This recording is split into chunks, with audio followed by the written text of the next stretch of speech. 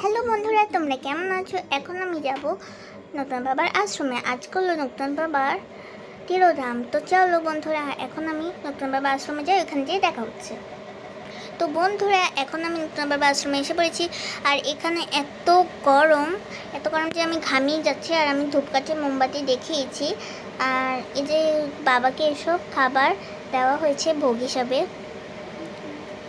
বাবাকে অনেক সুন্দর করে সাজানো হয়েছে, পুজোর সব কিছু সুন্দর করে সাজানো হয়েছে। ভাল লাগছে এই জায়গাটা এসে। তো এই যে লেখাটা, লেখা। তো আমি এখন এসে পড়েছি দুর্গা মায়ের দর্শন নিতে। তো দেখো, এখানে দুর্গা মায়ের সাথে অনেকগুলো মূর্তি রয়েছে, অনেকগুলো ঠাকুর রয়েছে। তো এখন আমি ভোলেনাথকে দর্শন করতে এসে পড়েছি। তো এখন আমি প্রণামী দিব। তো চলো, 10 টাকা। ঢুকছে না তো, এ ভাঁজ করে ঢুকাই। ঢুকছে না, কে যাবে তো জায়গাটা? ঢুকছে না, কি করবো? ঢুকছে না, কি যাবে? একটু দিলে হয় নাকি? বড় দিতে পারে না? ঢুকছে না, এ ঢুকে যাও, একটু দিলে হয়। আবার তালা দিয়ে রেখেছে। হ্যাঁ, আমি ঢুকাতে পারলাম না, আমার ভাই ঢুকে গেল, কিভাবে সম্ভব? তো মানে দুর্গা মন্দিরতে যারা আমরা তাদের বাসায় এখন এসেছি। এটা হচ্ছে তাদের বাসা, যাদের দুর্গা মন্দির তাদের এটা বাসা।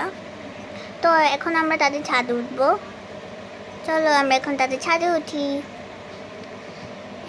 লম্বা নাকি? ও না, বড় বড় বড়, ছাদটা অনেক বড়। এখান থেকে সুন্দর সুন্দর ভিউ দেখা যাচ্ছে। আমি 2-4টা ছবি তুলতে পারবো। অনেক সুন্দর সুন্দর ভিউ দেখা যাচ্ছে এখান থেকে।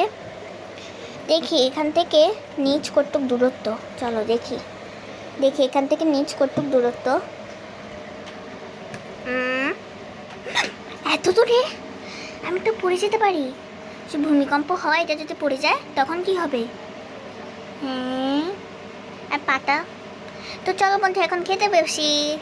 তো প্রথম দিল থাল, তারপর দিল পেঁপে, তারপর দিল লেবু, তারপর দিল অন্ন, তারপর দিল ডাল, তারপর দিল তরকারি, এবার দিল মিষ্টান্ন। তো চলো বন্ধুরা, এখন বাদশার উদ্দেশ্যে রওনা দিই। তোমাদের ভিডিওটা কেমন লেগেছে? ভালো লাগলে অবশ্যই জানিও। তো আজ পর্যন্ত ভিডিওটা একটু কি ছিল। Tata, bye bye.